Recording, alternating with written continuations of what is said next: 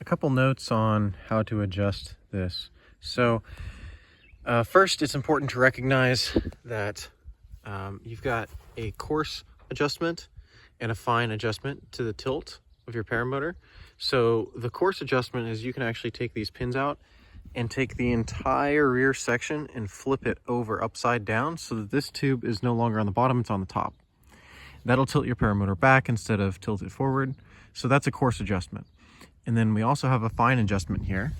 Currently, we have the tall sections are both on the top. Well, you can take this tall section and put it on the bottom, and the short section and put it on the top. That'll tilt the paramotor a little bit farther forward.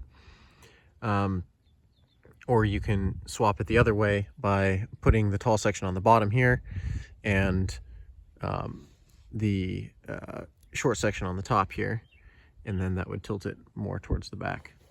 Of course, you can also do it like this, where both are on the same side, with the tall ones on the top, or you can even put the short ones on the top if you prefer that, depending on the clearance with the front here. You've got adjustment for length right here. Always make sure that you can put 2 pins through the holes though, and that they do go through this tube. You want at least 2 pins in there, don't just run it with 1. And then of course you've got your seat adjustment height. And so as you slide this forward, this part moves. So that's why I've got these extensions on the back. If you slide it all the way to the rear, if that's where it feels most comfortable for you, you can simply take this pin out and swap it and then put the pin right back in. So if we were at the rear, you might want to do that. I'm going to put this back in.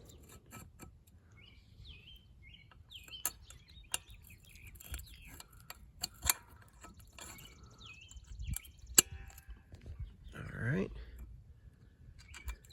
So those are all the adjustments. When this fork goes on, the stainless steel small washers go on the top and the bottom, and the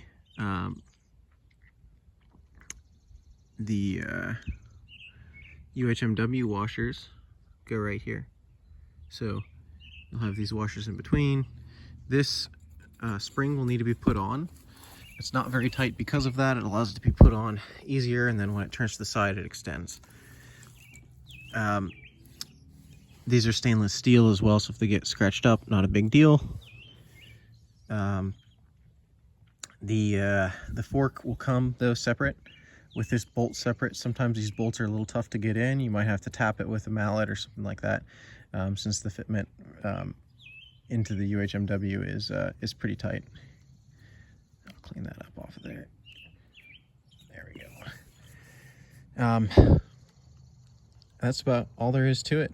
This fork will be, you have to put it off to the side and then connect the spring first, and then slide the fork on and slide this down and slide the UHMW washers in there. So it takes a little bit of finesse. You could also use a spring puller and just put the spring on there, but it's a little hard to do because of the curvature of the spring. So I would suggest putting it on with the fork. The front end is, very easy to put on here. The front axle, just two 3/8 bolts on the side, and of course the spacers. The wheels go on first, and then the spacer, and then your clip, and that's it. The adjustment for these, obviously with a different paramotor, you'll need to slide these side to side to get the width correct. And then additionally, you can also tilt them a little bit, as some paramotors have some taper to their frame tubes. The other adjustment on this is you've got 2 holes.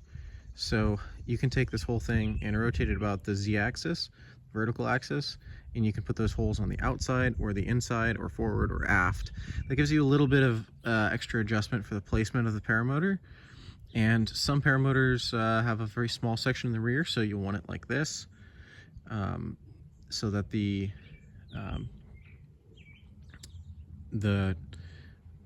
blocks up top are closer together.